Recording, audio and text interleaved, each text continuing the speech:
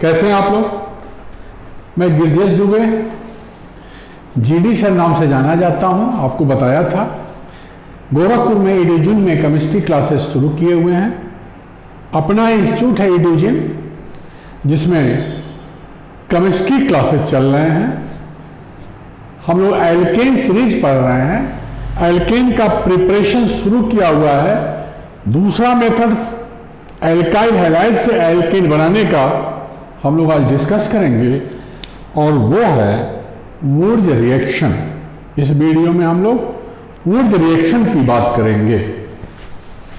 तो देखो बेटा, ठीक से समझिए वुर्ज रिएक्शन क्या है।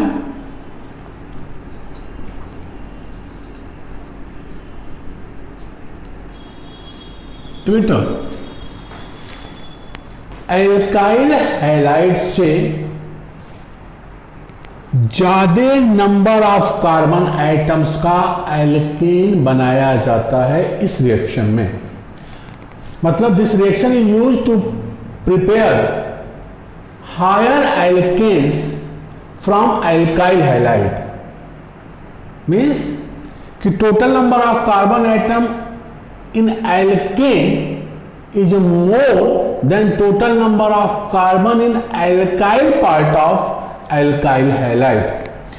alkyl halide के alkyl part से ज्यादा नंबर ऑफ कार्बन का एल्केन वुर्ज रिएक्शन में बनाया जाता है।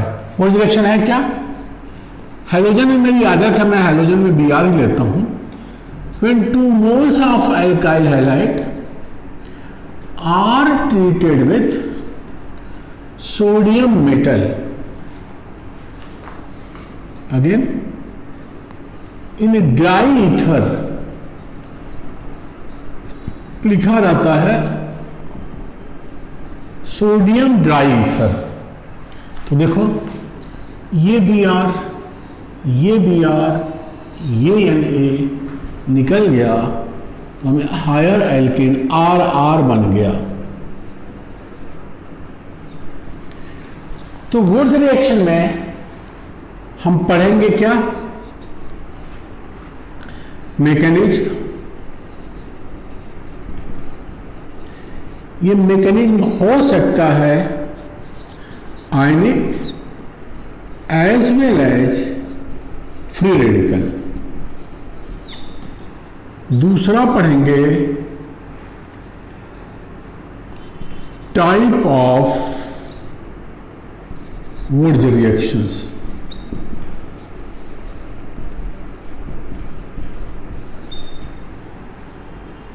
तीसरा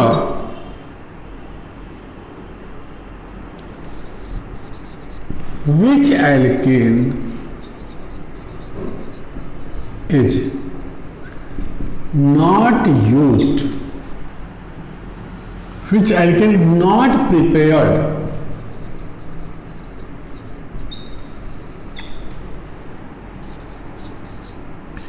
by this method। और फोर्थ क्वेश्चन डिस्कस करेंगे। Questions which is about to asked। तो पहला पार्ट वुर्ज रिएक्शन के मैकेनिज्म की बात करें। वुर्ज रिएक्शन क्या है? When 2 moles of alkyl halides are treated with sodium metal in a sodium dry ether, we get alkane having more number of carbon atoms than alkyl part of one alkyl halide। तो अगर हम steps की बात करें, steps involved इन वुर्ज reaction. देखो बेटा, ये alkyl halide जब सोडियम मेटल से रिएक्शन करेगा तो बन गया RNA and NaBr। This is the first step. First step और सेकंड स्टेप होगा ये RNA with another alkyl halides we get RR NNABR। ये बेटा ये रिएक्शंस, ये स्टेप शो करता है कि वुड्स रिएक्शन क्या है, आयनिक पाथ के थ्रू हो रहा है। देखो ये प्लस है, ये माइनस है, यहाँ पोलैरिटी है तो यहाँ प्लस है, तो R minus as a nucleophile इस R प्लस पर गया और Br को निकाला, तो ये स्टेप हो गया SN2 रिएक्शन।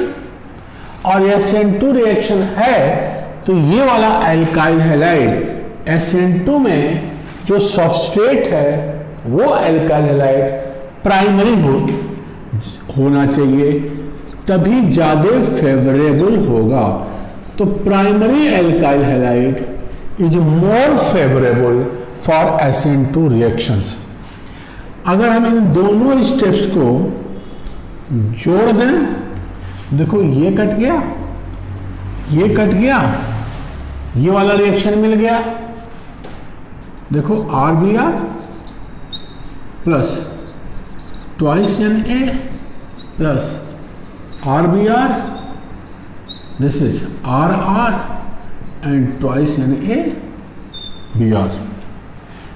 तो ये स्टेप्स हैं जो इन्वॉल्व हो रहा है वुड्स रिएक्शन में, स्टेप्स इन्वॉल्व उतार लीजिए। तो वुड्स रिएक्शन में आयनिक पाथ भी हो सकता है, फ्री रेडिकल भी हो सकता है। आयनिक है तो SN2 है, आयनिक है तो SN2 है। अब हम लोग दोनों पाथ को अगर एक एक करके समझें तो देखो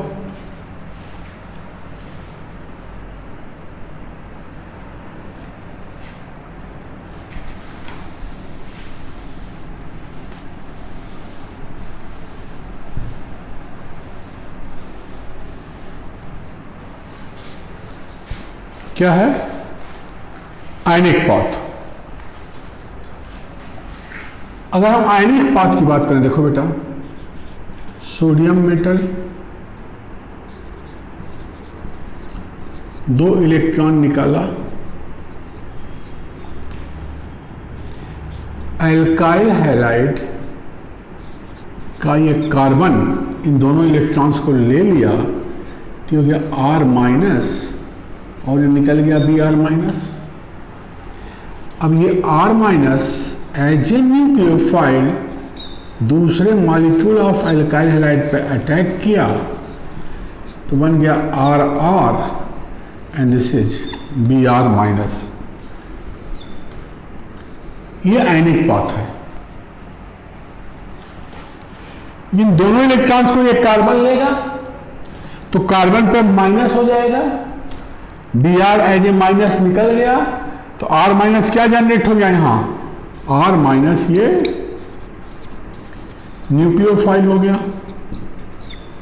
इन रिएक्शंस को भी अगर हम जोड़ दें तो यही वाला रिएक्शंस यहां फिर मिल गया।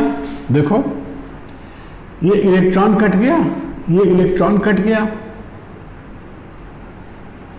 ये R माइनस कट गया, ये R माइनस कट गया, तो एक RBr, दूसरा RBr, 2 Na, RR, 2 Na और 2 Br माइनस, तो 2 NaBr।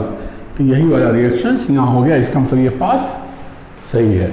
तो दिस इज आयनिक पाथ, माने Wurtz reaction is considered as SN2 reactions. अब अगर हम फ्री रेडिकल पाथ को देखें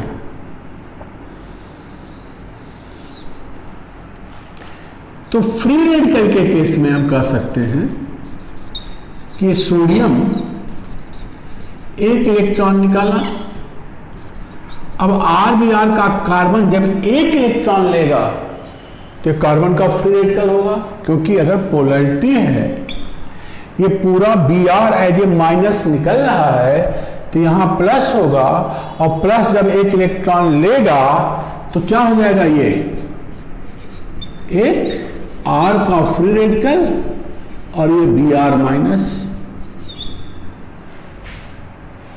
फ्री रेडिकल की आदत है बेटा, टेंडेंसी है फ्री रेडिकल्स की कि आपस में मिल जाएं, और ये आर आर बन गया, आपस में मिल करके ये आर आर बना दिए। तो कुल प्रोसेस क्या है, ये दो होगा, एक आर बी आर एक फ्री रेडिकल दिया, दूसरा आर बी आर फिर इसी तरह से दूसरा फ्री रेडिकल देगा, दोनों आपस में मिल जाएंगे, आर आर बनेगा, दो यानी दो इलेक्ट्रॉन देगा, एक इलेक्ट्रॉन एक आर बी आर लेगा, दूसरा इलेक्ट्रॉन दूसरा लेगा, तो कुल मिला करके ये भी इसका भी समअप इसी तरह से होगा। जैसे मान लो ये हुआ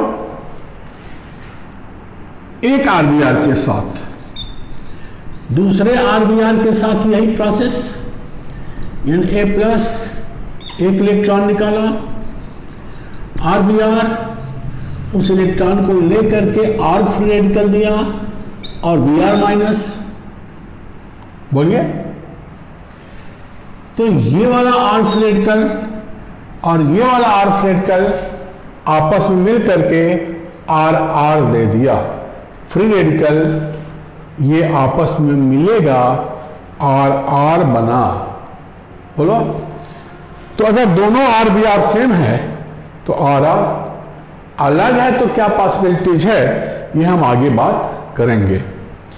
कहने का मतलब ये हुआ कि वुड्स रिएक्शन में अगर दोनों alkyl halide, 2 moles of alkyl halide, दोनों मोल्स ऑफ एल्काइल हैलाइड अगर सेम हैं, तो जो एल्केन बनेगा वो even number of carbon atoms वाला एल्केन बनेगा। ये भी वही है, ये भी वही है, तो आर आर माने ये वाला आर और ये वाला आर में भले ही 8 नंबर ऑफ कार्बन आइटम हो, मान लो मिथाइल ब्रोमाइड और मिथाइल ब्रोमाइड, तो मिथाइल मिथाइल मिलकर के क्या देगा, इथेन। और अगर दोनों सेम हैं तो ऐसे टाइप ऑफ वुड्स रिएक्शन को हम कहते हैं इंटरमॉलिक्यूलर वुड्स रिएक्शन। तो इससे पहले कि हम टाइप ऑफ वुड्स रिएक्शन करें, ये समझ जाएं कि वुड्स रिएक्शन के दोनों पाथ होते हैं, आयनिक और फ्री रेडिकल।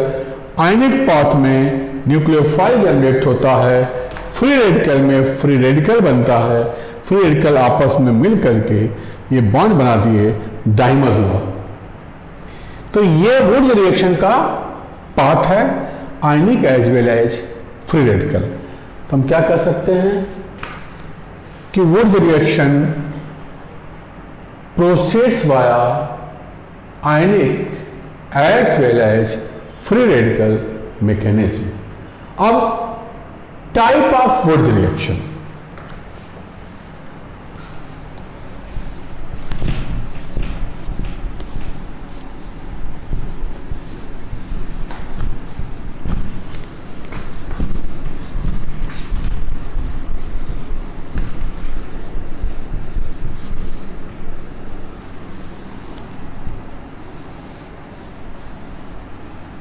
फर्स्ट है बेटा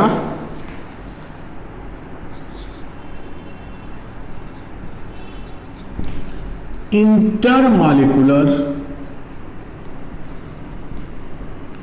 वुड्स रिएक्शन। किसका फर्स्ट है, हम टाइप की बात कर रहे हैं, type of Wurtz reaction, intermolecular Wurtz reaction. इसमें क्या होता है, here in this method we get pure alkanes having even number of carbon atoms if both the alkyl halides are of the same type. अगर दोनों alkyl halide एक ही तरह के हैं तो we get alkane having even number of carbon, we get pure higher alkanes having even number of carbon atoms. तो R R and twice NaBr ये intermolecular Wurtz reaction है। जैसे अगर हम आर आर दिया है और एल्काइल हैलाइड पता कर रहे हैं, इसका मतलब यही बॉन्ड है जो बना हुआ है फ्री रेडिकल से। इस बॉन्ड को तोड़ दें तो एल्काइल, ये एल्काइल, तो एल्काइल हैलाइड पता चल जाएगा कि नहीं। जैसे प्योर हायर एल्केन्स पूछा जाए, butane is obtained from which alkyl halide during Wurtz reaction. तो ब्यूटेन किसी एक एल्काइल का डाइमर है, तो किस एल्काइल का डाइमर होगा, सिमेट्रिकल बॉन्ड का यहीं से तोड़े।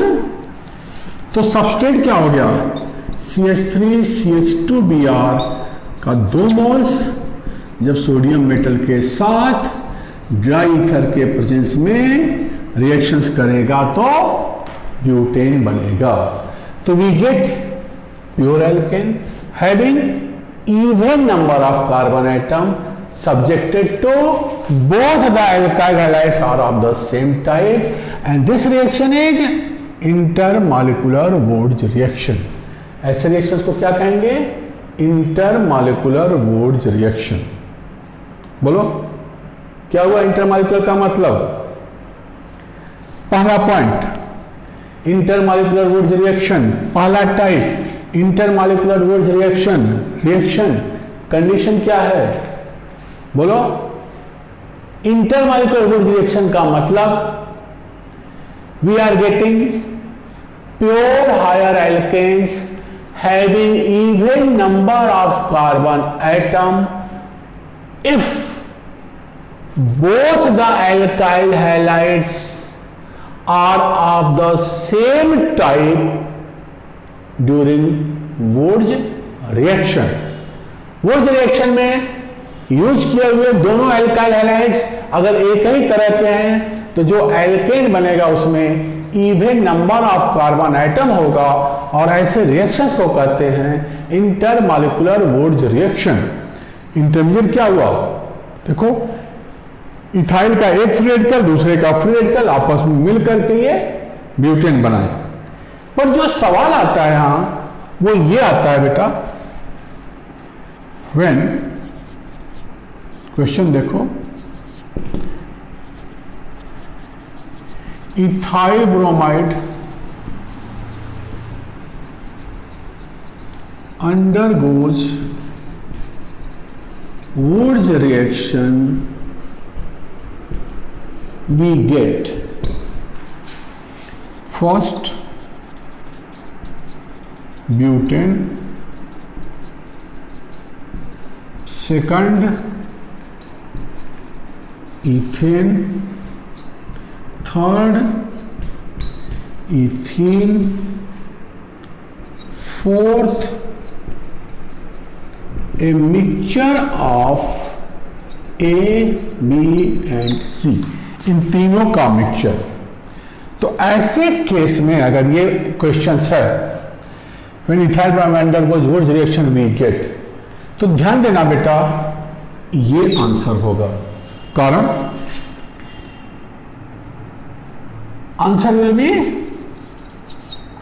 D, because it is tendency of free radical to undergo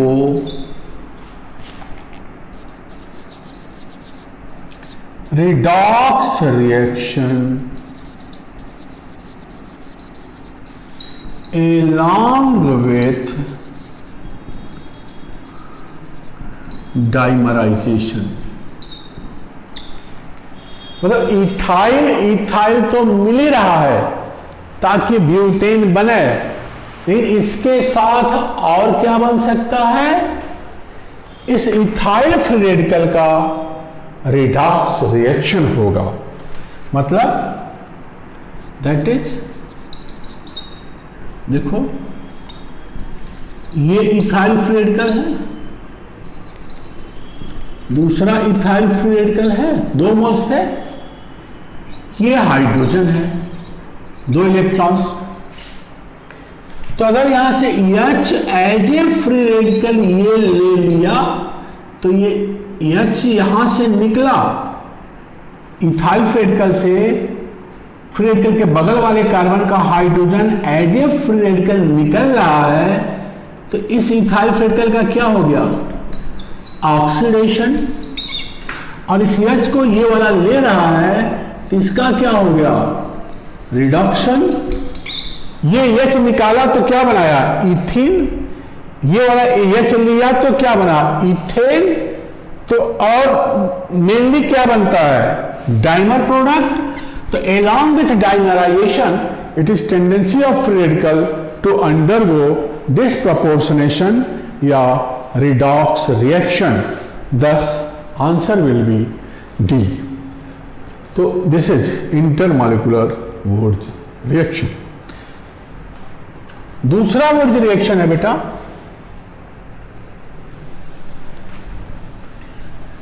crossed Wurtz reaction. कौन सा Wurtz रिएक्शन टाइप में है, अब crossed Wurtz reaction.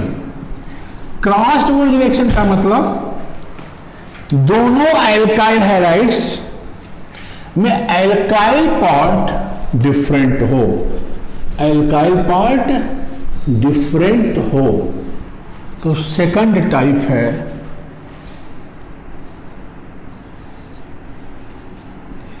Crossed Wurtz reaction. इसमें क्या होता है, अगर हम 2 तरह का एल्काइल हैलाइड यूज करते हैं, on using 2 type of alkyl halide during Wurtz reaction.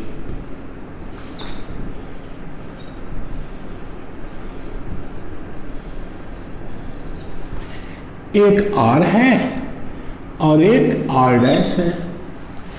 ऐसे केस में भी get a mixture of 3 alkanes on using 2 type of alkyl halide during Wurtz reaction we get a mixture of 3 alkane. देखो R R R dash R dash और R R dash, इस तरह से 3 alkene बनता है cross Wurtz reaction में। तीनों को हम अलग नहीं कर पाते हैं क्योंकि इनकी फिजिकल प्रॉपर्टी ऑलमोस्ट सेम होती है। जैसे अगर हम इस Wurtz रिएक्शन की बात करें, एक मिथाइल हैलाइड है, एक इथाइल हैलाइड है, ये देगा मिथाइल फ्री रेडिकल, ये देगा ethyl free radical, methyl methyl से मिल जाएगा, इथाइल इथाइल से मिल जाएगा, मिथाइल इथाइल से मिलेंगे, मतलब ये मिल सकेगा, ये मिल सकेगा और ये आपस में मिलेंगे।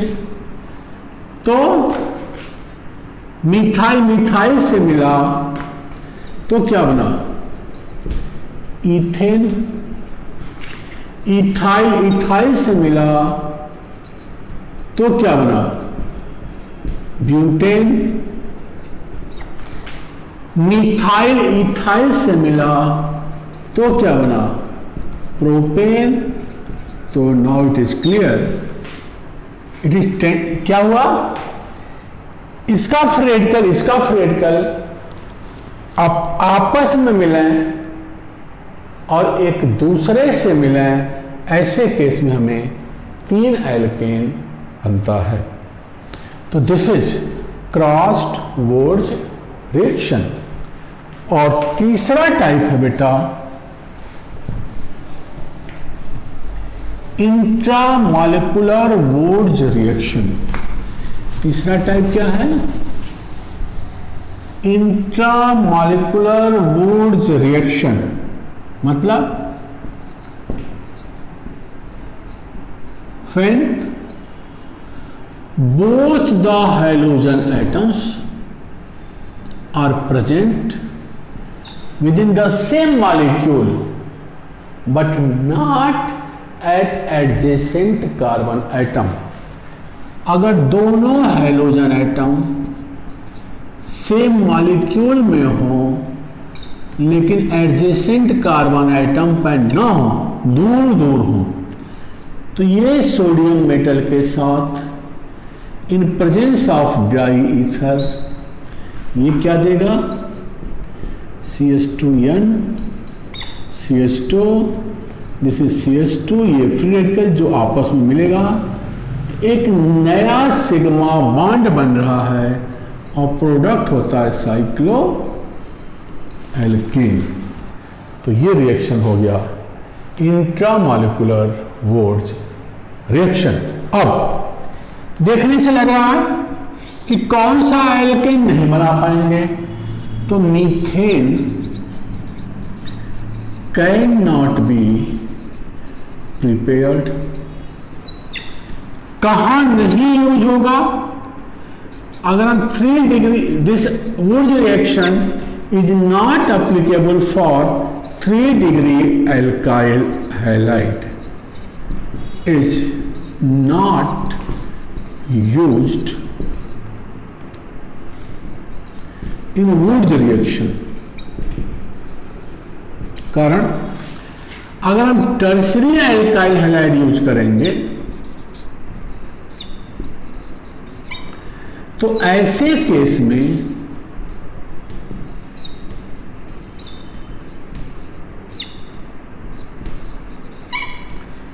ये कार्बन और ये कार्बन का जो फ्री रेडिकल होगा वो क्या होगा, स्टेरिकली हिंडर्ड होगा, और ये फ्री रेडिकल आपस में बॉन्ड नहीं बना पाएंगे ड्यू टू हिंडर्ड, मतलब ये आपस में नहीं मिलेंगे, ये एल्काइल ग्रुप क्या करेगा, हिंड्रेंस क्रिएट करेगा।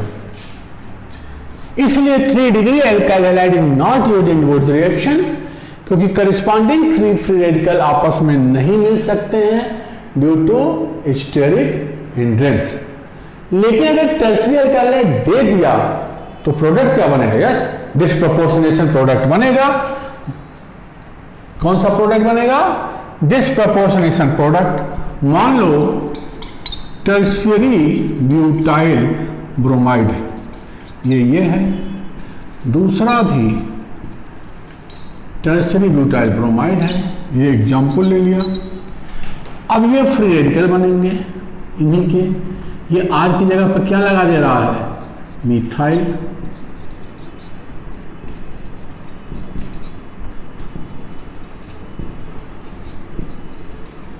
तो अगर दे दिया गया होगा क्या, एक मिथाइल से कार्बन हाइड्रोजन बॉन्डेड इलेक्ट्रॉन का hydrogen as a free radical दूसरे पे जाएगा और एक इलेक्ट्रॉन इस इलेक्ट्रॉन के साथ बॉन्ड बना लिया, तो हाइड्रोजन निकला, ये एल्कीन दिया, ये वाला हाइड्रोजन लिया तो करेस्पॉन्डिंग एल्केन दिया। तो ऐसे केस में इन दोनों का जो रिएक्शन होगा वो कौन सा रिएक्शन कहा जाएगा, दिस प्रपोर्शनेशन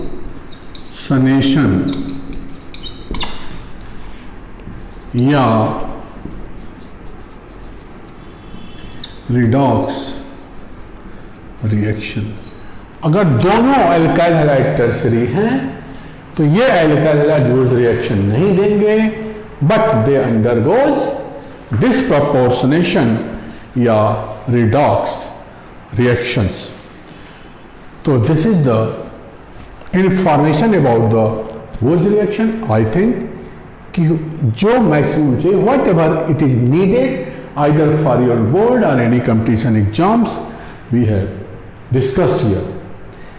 एक सवाल पूछा गया था और हम उस क्वेश्चंस को डिस्कस करेंगे, थोड़ा सा उसको समझिए। क्वेश्चन,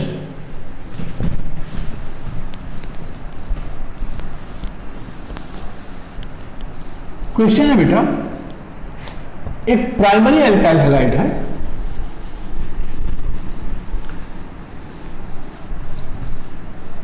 उसका हम E2 रिएक्शन कर रहे हैं, मतलब अल्कोहलिक बेस से रिएक्शंस कर रहे हैं।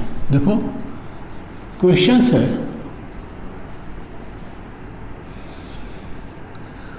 1 degree alkyl halide, molecular formula C4H9Br,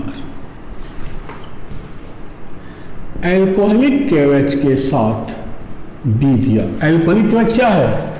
dehydro हैलोजिनेटिंग reagent है और इसके साथ एलिमिनेशन होगा HBr का, तो ये E2 रिएक्शन शो करेगा। यहाँ HBr निकलेगा और ये रिएक्शन कहा जाएगा E2, एलिमिनेशन बाई मॉलिक्यूलर, तो B बन जाएगा C4H8। B पर HBr डाला, किसी एल्कीन पे जब हम HBr डालेंगे तो पेरोक्साइड नहीं है, इसका मतलब मार्कोनिकॉफ एडिशन होगा, तो C बना, और C है आइसोमर ऑफ A। इस A का सोडियम मेटल के साथ ड्राई ईथर में रिएक्शंस करते हैं। अगर A का वुड्स रिएक्शन करते हैं तो हमें we get C8H18 which is not N-octane। ये N-octane नहीं है, इसके अंदर C4H9Br, ये N-octane नहीं है, that is C4H9Br is not N butyl bromide.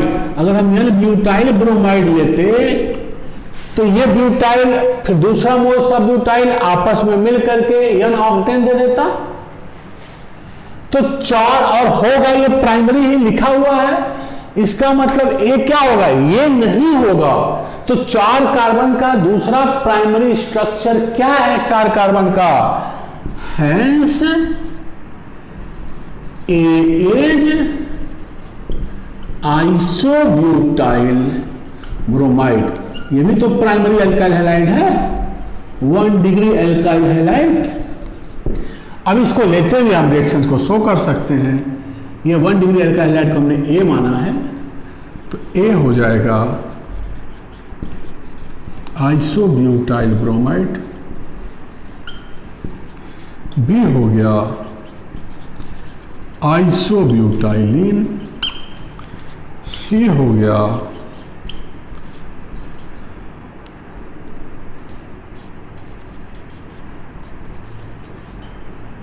आइसोब्यूटाइलिन पे मार्कोनिकॉफ एडिशन HBr, और इस हिसाब से D हो गया